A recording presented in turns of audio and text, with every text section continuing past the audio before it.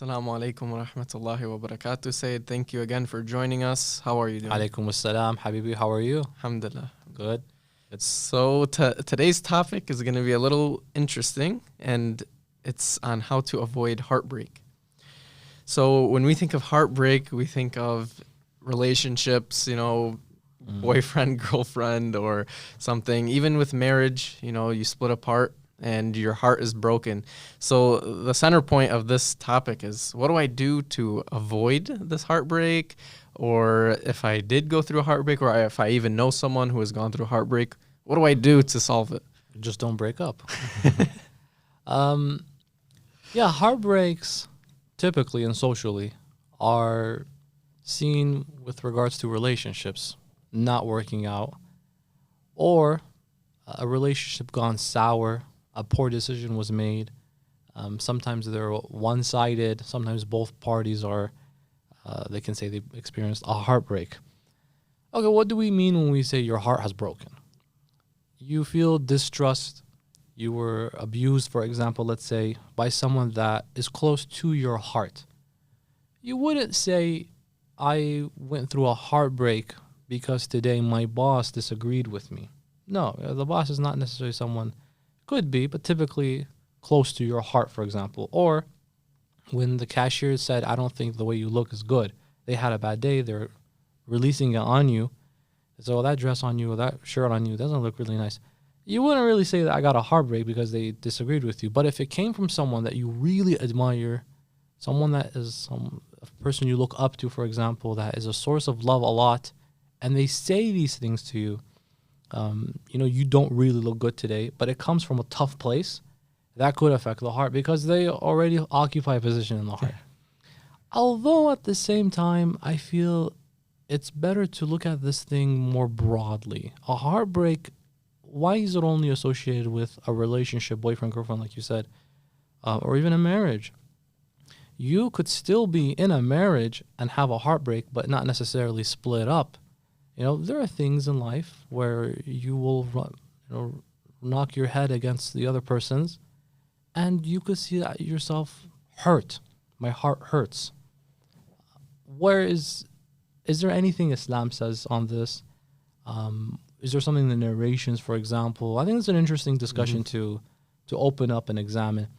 It is common in the world today. People have relationships. It's not something we can't disregard. We can disregard. This is definitely something that is there. Is there anything to that regard? I feel we could hash some points out on that. Definitely. Have you ever experienced a heartbreak? I can't say that I haven't, but the reason why not only myself or other people have experienced heartbreak is because of the wrong approach that people take. Well, I'm using a relationship as the example.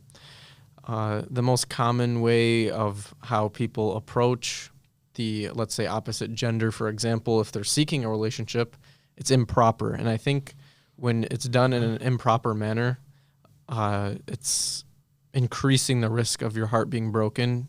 Especially, I'm just going to give like a quick example as to how or why the risk is increased.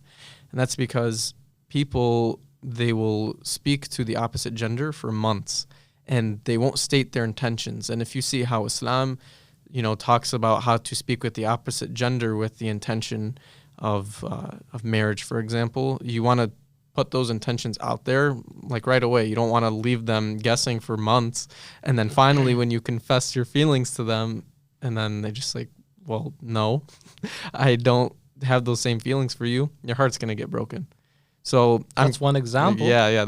I think that's one of the most common types of heartbreak that we see amongst the youth, at least. That's absolutely one example. And I think that's one of the most popular. And I think you're absolutely right. From the get-go, the nature of these relationships, if they start off on the wrong foot, then it increases the risk of ending in a very sour way.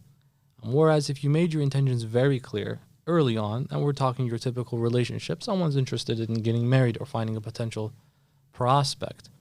If you had scouted this individual for months on end and you made some progress throughout like a long time period, and then you finally got to the conclusion where you reached out to them and then they said no, all that effort It will come back at you. It'll like ricochet. You put so much time and energy invested for them just to say no. So one way to avoid that is from the beginning, make your intention sincere, very clear. And of course, there's no harm in investigating and asking around and getting to know a person, however long it needs to take. But unnecessary investment in an individual where the chances are probably 50-50 will lead to a bigger result of heartbreak. And a heartbreak, I think, let's just maybe begin analyzing what that could do. A person feels like they had their heart ripped in half. It often is associated with love. Someone that I had feelings for has shown me they don't have those same feelings or sentiments for me. And that can affect a person. I have to say this. For some of the guys out there, the young men, I think man up to a degree where don't let every closed door destroy you, crumble you. It was an opportunity that didn't come to fruition. Even if you started off on the right foot, your intentions were sincere, because it's going to happen. It happens to people, man. I mean, it happens to the best of us. There was someone you're interested in for halal reasons. They're a wonderful human being. Khalas, it turns out this person is already engaged. It will hurt. I'm not saying don't have emotions, but don't let it be the end of the world. There's always that saying, there are other fish in the sea. Yeah. I don't want to equate humans to fishes all of a sudden, but it rings true. There will be other people out there. Don't let it destroy your life, because people use heartbreaks as the mother of all excuses to do other stupid things. Yeah. And I use that word very bluntly. It's unwise, uneducated decisions are made the results of heartbreak, when the heartbreak wasn't even something that deserves the merit of such actions. People will go and start doing things. They have bad habits. They start hanging out with the wrong people. They'll dress a certain way. You've seen the culture when a relationship doesn't work, the wife becomes, or the ex, the husband, or even the wife, turn into people that want to feel more liberated. Mm-hmm. I was restricted in this relationship. Forget about it now. Now I'm my own boss. I call my own shots. There's this almost like rebellious nature to their character. They'll dress a certain way. She'll wear high heels. He'll become more reserved in his sense. Whatever. Don't let that destroy your entire life. You got more coming for you. Just be confident. Man up to this. And I even say these are traits and qualities, feminine and masculine, that can work both ways. Feminine in the sense, be more compassionate, be more open, understand that you're dealing with another human. So this is what many will describe a feminine quality, that tenderness, that care for others. You're not pursuing just a robot, you're pursuing a human being. So you should treat that delicate. That's a feminine quality, and that's a very beautiful thing to have. Masculine in the sense where if it doesn't work out, man up, handle it, you got this.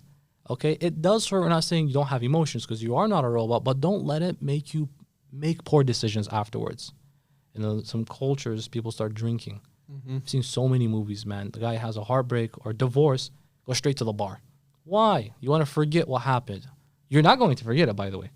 You're not, because after 2 days, maybe the hangover will make you forget. What? After 2 days, you're just not going to forget it. It'll be looming over you forever. But on top of that, you now have a hangover. La samahallah. Alhamdulillah, in Islam, there are ways to approach this. A heartbreak shouldn't also be seen exclusively in relationships that are intimate in that manner, romantic, let's say. Sometimes there are brothers and sisters, they struggle with their parents. And yes, there are such things as bad parents. And a fatherly figure that might not be the kindest, maybe mean, abusive, or a brother or a sister. That a person can completely justifiably say, I experienced a heartbreak because there's nothing wrong with that. And I think all things should be seen in that manner. Whatever relationship you have that is a personal one, if it doesn't go well, a person can justifiably say, yeah, that was a heartbreak of mine. But at that moment, it's about how you move on from that moment, how you move on from that step. A lot of people I've seen will describe it as hitting rock bottom. What's a heartbreak? It's you feel your heart has been torn. Exactly what does that feel? They'll say rock bottom. It doesn't get worse than this. now we're making progress. So this is the lowest I've ever felt. Rock bottom, even if we use that analogy, is actually a great place to start building up because there's nothing lower. So that's a strong foundation. What kind of foundation is this where there's nothing lower than it? Man, that's a tough foundation. I can build any building on that at that point. Start constructing. Move on. Be more stoic, more philosophical. You now have less to worry about and concern yourself regarding. Move on, learn from these relationships, of course. Learn from them. How did it go bad? Why did it go bad? Acknowledge if it was any part on your end. My fault, I clearly did that. That wasn't good. I yelled at that person. Well, clearly, what did you expect when you yell and you hit and you slam the wall? Of course, people are going to say, you know what, I'm done with this. Don't be too surprised if a heartbreak happens. But indeed, like everything in life, the holistic view is that Islam Ahlul Bayt gave some pointers in these areas. So inshallah ta'ala, we can hash that out in a minute or two. Yeah, so I wanted to build up upon you were saying, you know, when you hit rock bottom, it's a foundation. I'm not sure if you've seen a trend online recently, but it's like people, men specifically, when they get put like through a heartbreak, they take it out by going to the gym. Going to the gym. Yeah, and getting bigger. That to me is, I mean, I wouldn't say it's unhealthy. That's a good way to rebound. That's a solution. Yeah. I would actually have nothing bad to say about that. Go, exert it. Yeah, you have that energy, that anger, that resentment, maybe even that guilt. Unleash it at the gym. So it's a healthy way to build Absolutely. upon that instead of, you see in the movies, people get drunk or whatever it may be. Going to the gym is much better than going and getting drunk. That's our solution today right now. Number one, for all the brothers and sisters, engage in some sort of physical, healthy activity that'll make you take your mind out of it, but at the same time, give you benefits at the same exact time. I would also add, I'd love that. I endorse that completely. Good point, by the way. I would also add, like how you sought out physical benefits, never neglect the spiritual remedies at the same exact time. Physically, it's a beautiful way to get rid of that heartbreak pitfall, abyss that you were in. Spiritually as well. I mean, do we not acknowledge the soul, the spirit, the ruh, the nafs, the good vibes, the energy, whatever you want to call it? There is an essence to the human being beyond the physical and transcends into the metaphysical realm of consciousness. You are, you think, therefore you are. So let's see what does Islam have to say on this. There are many narrations that highlight the state of being and how your physical activities and your worldly experiences can affect your spiritual state of being. If someone sees themselves in a crumbled state, their life is not going the right way, and they can describe, I went through a heartbreak. You got many beautiful supplications, almost romantic, subhanAllah, du'as that talk about, for example, Allah subhanahu wa ta'ala being your ultimate source of love and residing, of all places, in the heart. The Imam alayhi salam, Imam al-Sadiq salamullahi alayhi, says in a beautiful hadith that al-qalbu haram Allah. The heart is the sanctuary of Allah. فَلَا تَسْكِنْ حَرَمَ اللَّهِ غَيْرَ اللَّهِ. So do not have anyone reside in the sanctuary of Allah besides Allah. Your heart, you give it to Allah subhanahu wa ta'ala. Because Allah will never break your heart. Allah mends broken hearts. In a beautiful supplication, how much do we love dua Joshin, and its thousands of descriptions. Ya Habib man la Habib la, Ya Anisa man la Anisa la, Ya Jalisa man la Jalisa la. These terms and descriptions are so endearing, by the way, if you think about it. Yeah. Ya Jalis. Jalis, Jalis, the one who sits right next to me. The one who sits next to those who have no one to sit by, who you don't have anyone that sits next to you. Ya Jalis man la Jalisa lah, or lahu. Allah has no one with him, but Allah comes and sits next to you. This is all figuratively. It's like that. It almost reminds me of, see how little children, when they want to make new friends, The process today is much more long. You have to have common denominators and shared interests. Little kids, you know what they do? They literally come and they sit and say, hey, you want to be friends? Yeah. That's literally it, right? Exactly, yeah. It's almost getting at that idea of Ya jalisa man la jalisa la. You are by yourself sitting. Allah will come sit right next to you. This is all figuratively speaking, by the way. And this is du'a joshin from Rasulullah. Some will say that that sounds rather contradicting to our theology regarding Muslims. Well, Allah loves to give you figures of speech, metaphors, similes, synonyms, euphemisms scattered throughout the Holy Quran. Then in the world of hadith, in these supplications, it expands on them. Oh, the eternal love who needs no love. If Allah's love is eternal, I don't need anyone else, because whoever I love in this world today, they're not eternal. There is an expiration date for them, meaning there is an expiration date for their love to me. So I have a vacancy in my heart as soon as they're gone, whether it's la samhallah, death, or split up, it went sour, the relationship went toxic, either by their side, my side, whatever it is. I still have a vacancy at that point. Who can I fill that spot with? Allah subhanahu wa ta'ala. Because why? Ya Habib, the description, he is the love who needs no love. If you don't need any love, you are complete love. That reminder is very essential. And these supplications can come and help us spiritually as well as physically. And I think when you couple both of them, Brother Ahmed, when you couple both of them, the physical, so going to the gym, or escaping. So we're not talking about running away from home, but going to somewhere new, changing your scenery. We have that phrase, تغيير جو. تغيير جو. I want to change my atmosphere. Because you're in such an area where you share these memories that are not necessarily the happiest. Go somewhere temporarily, go on a vacation. Come back, maintain your principles, of course, as you go. Change yourself. Physically do something about it, but never neglect the spiritual ramifications as well. Couple these, for lack of better words, marry these, no pun intended.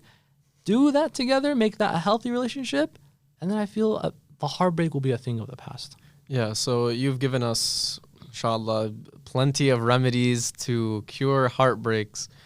Is there any tips you can offer to maybe avoid them before it even happens? Oh, you get to start off on the right foot. Yeah. If the relationship was one where the nature of it already began in the disobedience of Allah, don't be too surprised that a heartbreak is right across the corner.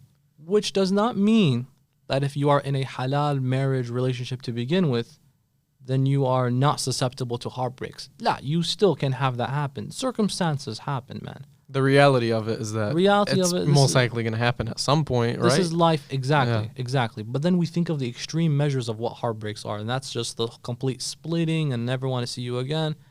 No, even in healthy relationships, and I would even venture to argue, venture as far to say that you will experience obstacles in healthy relationships. And if you don't, that's a really odd relationship. How are you completely synchronized on every single thing in life? You are two different people. You will have different tastes, opinions. And there will be times in your life where a person will become more passionate about something than the other. And that might cause a confliction. That's okay. It's totally fine. Because we're fallible to error and sin. The Ahlul Bayt teach us to become closer to them so we can mitigate and lessen those. But it's a healthy thing to have arguments. In fact, disagreeing on a healthy level is totally fine, and it's almost necessary for relationships because it gives you alternative perspectives. You have one vision, but your partner has a different one. You disagree. And then when you turn out to be wrong, don't interpret that as a heartbreak, they hate me. Turns out that they were right all along. Maybe I should work on my listening skills. It teaches me lessons. Maybe I need to see how we can accommodate more in life. These morals and these virtues in marriage, and one of the best books, ironically, is Marriage and Morals by Maulana Rizvi. When he talks about, in his book, the ideal conduct between spouses, I highly encourage all of our Muslim brothers to read it from a Shia perspective on that. These elements in life, they will lead you to obstacles here and there, but these are healthy obstacles to have. You don't have to interpret everything as a heartbreak, for goodness sake. Look at the terms, by the way. A heart, and it was broken. Chill out. It's fine, man. You got this. It's totally okay. I mean, sometimes unfaithfulness, I agree. People who are not loyal, I could definitely sympathize, and I notice. And it's very recognizable that that person is struggling. Their relationship wasn't really good. And they're completely justified to say they had a heartbreak. I completely sympathize with that. But don't let it be the end of your life. Who cares? Move on. If you are completely innocent, guess what? It's their loss. You have Allah subhanahu wa ta'ala, and Allah is your wakil. So you have to have tawakkul. Exactly. Tawakul is such a beautiful concept. It will get you out of any and every single bloody heartbreak in life. Every. Because to see Allah as a wakil means I entrust you with my life, Ya Allah. You're content. You're content because He has it in His hands.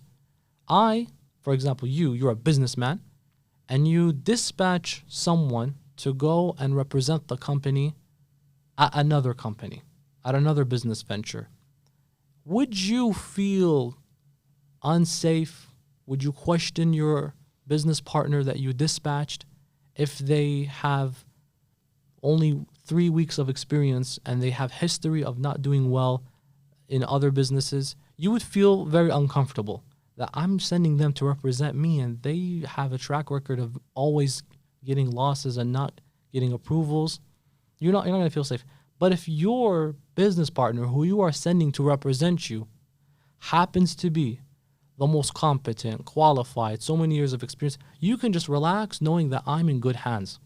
I don't need to go and speak for myself. They'll do it for me. They'll do it very. What about if my wakil is Allah subhanahu wa ta'ala? Allah has my back.